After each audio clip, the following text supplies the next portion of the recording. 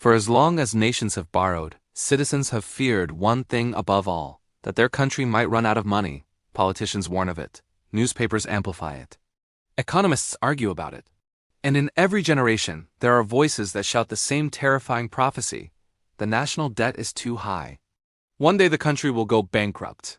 The idea is simple, intuitive, and frightening, exactly the kind of idea that spreads easily.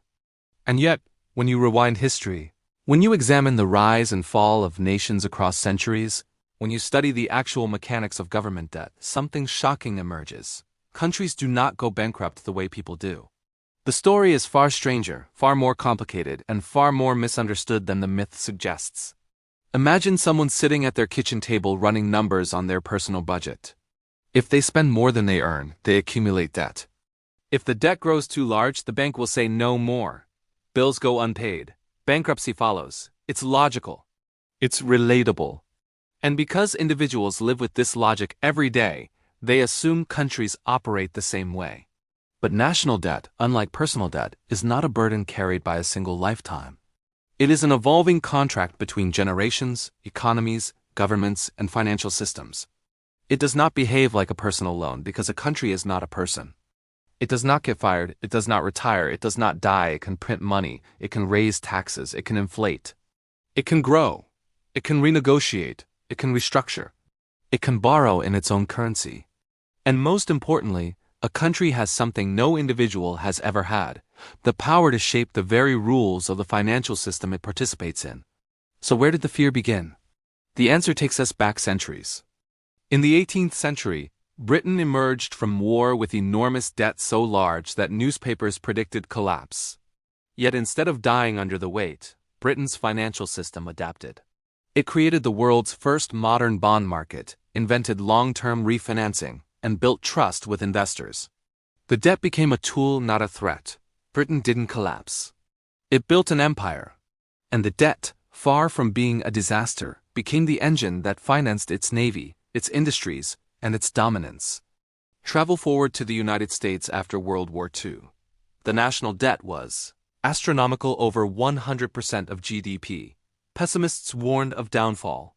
Critics predicted the dollar's demise. Instead, the U.S. entered the most prosperous economic boom in human history. Homes were built, universities expanded, highways carved across the continent, technology surged, productivity soared. The debt shrank not because it was paid off, but because the economy grew faster than the burden.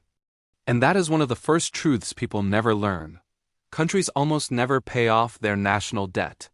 They grow around it. The debt becomes smaller relative to the expanding economy. It becomes a background force, managed, rolled over, refinanced, but rarely eliminated. Now rewind further to Japan, the country with the highest debt to GDP ratio in the world today, well over 250%. According to conventional wisdom, Japan should have collapsed decades ago. And yet it remains economically stable, technologically advanced, globally powerful, and socially secure. No crisis, no bankruptcy, no collapse. Why? Because Japan borrows in its own currency. Its debt is held largely by its own citizens and institutions. And the Bank of Japan has tools no household will ever have: the ability to print, absorb, restructure, and sustain. This is where the myth begins to crack. When a country controls its own currency, national debt behaves differently, painfully differently from the doom predictions people are told. But the story takes a darker twist when you examine countries that did collapse under debt: Argentina, Venezuela, Greece, Zimbabwe. Their downfall was not caused by debt alone, but by a toxic combination of political instability, foreign-denominated loans, corruption, hyperinflation, weak institutions, and falling production. Debt was not the match. It was the gasoline poured on a fire already burning. So the real question becomes, is national debt dangerous? Or is the narrative exaggerating a risk people misunderstand?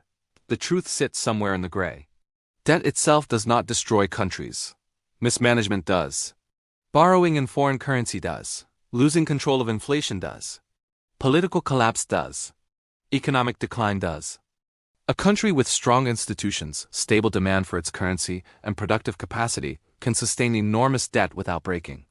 A country without these foundations can collapse with comparatively little. Yet politicians weaponize the myth.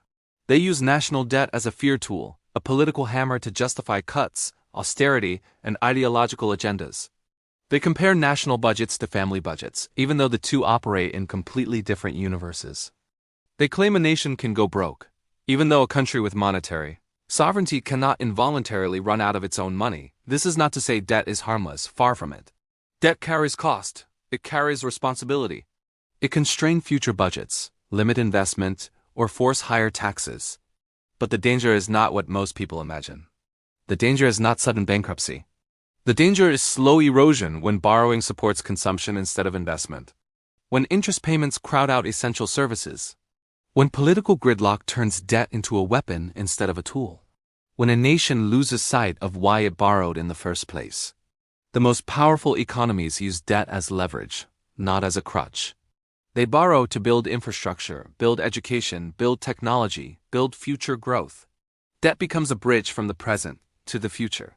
But when debt funds waste, corruption, or short-term political wins, the bridge weakens. And when citizens are taught to fear debt blindly, they resist necessary investments that could strengthen their society. The United States today carries more debt than at any point in its history. Critics warn of collapse. But markets still buy U.S. debt. Investors still trust the dollar. Global trade still flows through it. The U.S. controls its currency, its bond market, and its central bank.